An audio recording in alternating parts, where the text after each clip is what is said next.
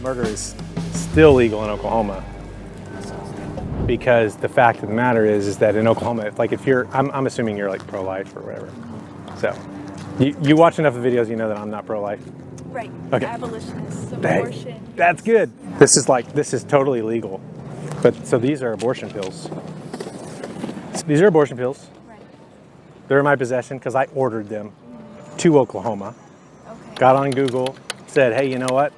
I'm pregnant, I live in Oklahoma, what do? Got these for free Right. in 5 days. Guess where I got them sent to me from? Texas. Texas. So these are from Texas. And that's where I'm from too. So Texas is a pro-life state where abortion's been banned. Right. Oklahoma is a pro-life state where abortion's been banned. Yet, say you were pregnant, you could take these pills in front of me, in front of cops.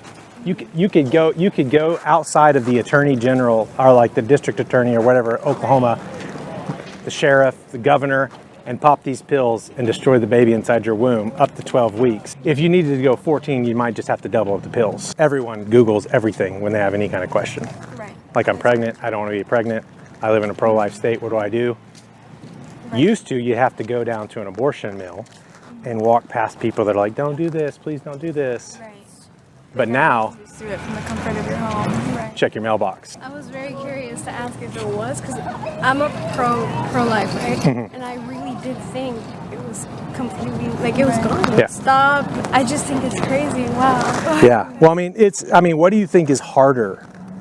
Ordering a pill and taking it in secret Right. and not paying for the pill? Because these were free. Those are free? Oh, yeah, Is these there are free. insurance or No, there's just people in Texas that just are so interested in making sure that people in Oklahoma, or really anywhere, can abort their babies. But we do now have legislators who are trying to fix that. The senator, Oklahoma State Senator Dusty Devers, ran as an abolitionist, won as an abolitionist, pretty controversial. He's got all these crazy bills, but one of his bills is like straight up hardcore, total criminalization, equal protection, equal justice for preborn humans. Yeah. Same laws for preborn babies as post-born babies. But, go talk to your rep, go talk to your senator, tell them, Senate Bill, I think it's 1729. Like, this is the bill that we want you to support, not any of this random regulated abortion thing. So, like, right now in Oklahoma, they've done everything they can to sort of like limit, the freestanding abortion mills, the surgical procedures, but with knowledge that Oklahoma is in the top 5 for ordering pills. When people like us go and say, hey, you've not really done away with this, you're celebrating it as though you have. There are a couple abolitionist legislators at the Capitol. They've got legislation to criminalize it. But right now, the pro-life governor, the pro-life Senate leadership, the pro-life House, and the pro-life Attorney General are all opposed to criminalizing the act of abortion, while outside of the other part of their mouth, they say they're for saving babies. So they're doing that because they look out and they see that abolitionists are a minority. And they just think everybody else is dumb. They don't know. We're getting roses and awards and pats on the back for saving babies still? when they totally know they know 100%. That's absolutely crazy. We've had conversations directly with Kevin Stitt, making him aware that abortion pills are flowing into this top 10 state. And he says, I didn't know that. Yeah. Well, he does. I either have to throw away the Bible to hold my pro-life views or embrace this abolitionist stuff. Yeah, I mean, it's just not logically consistent to be pro-life because you know this is a child, right? And they have inherent value because they're made by God in His image. And if you believe that, you cannot believe this pro-life position that doesn't completely protect this life. Yeah, it's a thing that's been built up in our culture over time and hasn't been thought about with much scrutiny, to the point where people in politics think they have to repeat it. You just said abortion is murder, and that it's bad and it shouldn't happen, and that you love preborn humans the way you'd want to be loved yourself. And then the next sentence was, no mother who orders a pill and takes it should be prosecuted, and that we should have no law that does that. You're like, what part of the golden rule got messed up there? If the person's not in politics or doesn't work for a professional pro-life organization, they're like, yeah, that's the position. It is hard to, you can't really advocate for the consistent abolitionist position because they're all in this like milquetoast pro-life thing. Yeah. Which Yes. really annoys me. Yeah, and they think that our position is going to lose too many elections. Oh, I hate that. And Like, it's who cares? it's like you're winning the election to not do the right thing. Why are you trying to win the election? Like, if the only way to win is to be evil, then you no longer have a point in winning and you don't deserve to win. You do not get anything more clear than Isaiah 1. It's like 16 through 17. Isaiah has basically just said, hey, Israel, Judah, like, you do all these religious things. You have all these festivals, and you keep these new moons and these Sabbaths, and you sing these songs. God hates your new moons and your Sabbaths, and he doesn't like your music, and he doesn't hear your prayers, because when you lift your hands, they're full of blood. And then he turns and he says, cease to do evil, learn to do good, seek to do justice, correct oppression, establish justice for the fatherless. And it's like a hardcore, like, I want you to do these things. And then later in the passage, after he goes back and he says, you're all, woe to the sinful city, destruction is coming. That's where the whole, your sins are scarlet, but they'll be whiter as snow, comes in. And the context of that whole passage isn't an individual, it's a nation. And it's a nation of people that are comprised of a bunch of religious people that are doing a bunch of religious things. Yet, all around them, children are being slaughtered.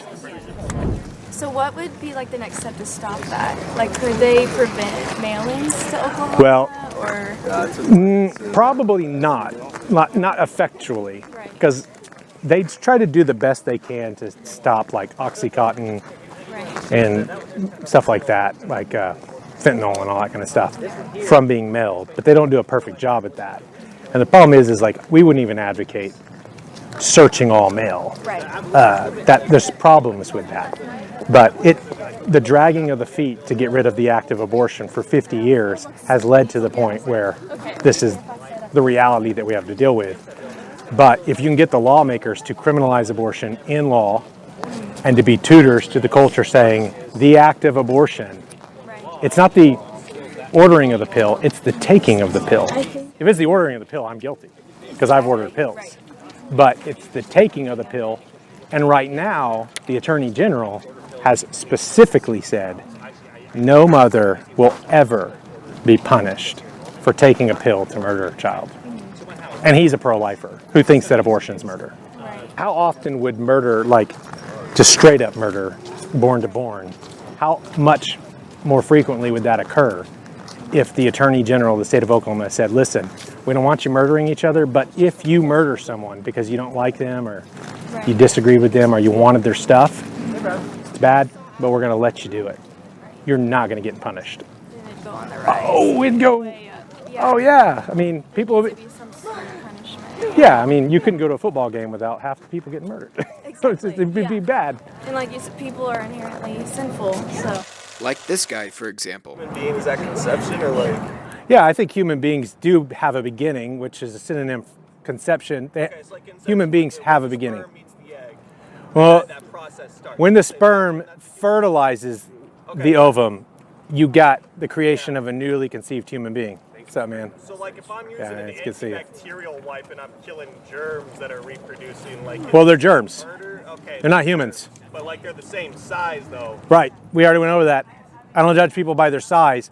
So a germ, like a bacteria, is a bacteria. Oh man. A human is a human. I feel like you could wipe like a small enough baby away with a Lysol wipe. Like I feel like it Oh, you definitely could, but it'd be murder. probably could. You could probably kill you with Lysol if it was enough. Wouldn't make it okay because you're a human being. That's cool talking to you. All right. I actually have an abortion scheduled for right now. Yeah, see, now you're just lying. That guy says he has an abortion scheduled, which is what I'm saying. Murder is still legal. The hearts of sinful people are swift to do evil if the laws against justice are not there, saying there will be punishment. And so this is as old as Noah, really. Like, if you shed innocent blood, you forfeit your life. And so that kind of law being established will have an effect on culture. But what we have right now is the complete opposite of that kind of law, saying if you shed innocent blood, so long as you are the mother of that child, you're protected. And that is the pro-life movement's end goal. Like, that's what they don't want to change. Well, this is the 6th annual Abolition Day in the state of Oklahoma. And it actually brings me quite a bit of pain to say that. It's the 6th time that a group of abolitionists have come to the Capitol to call out for something as simple as equal justice and equal protection under the law. You'll notice behind me, we've got a banner here, right? At Abolition Day in 2021, then abolitionist pastor Dusty Devers stood at this podium on this platform, and he pointed back at the building and he said, "Laws to murder babies are written here." Bear with me, I just want to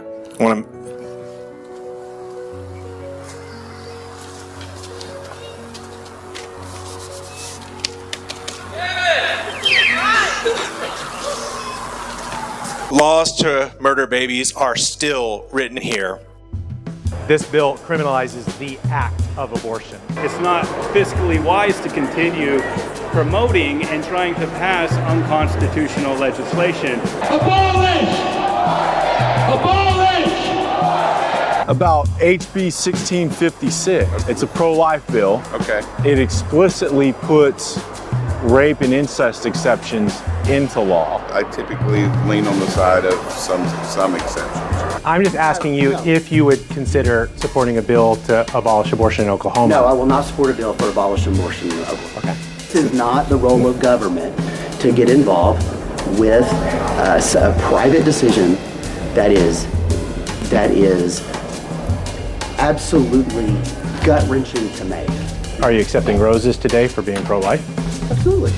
What's your justification for adding exceptions to kill children for rape and incest? Well, David, it would be to try to stave off a much worse result, which would be a constitutional amendment. What we say about pro-lifers is true. And they are themselves, in response to abolition, straight up admitting it. It's literally child sacrifice as a strategy.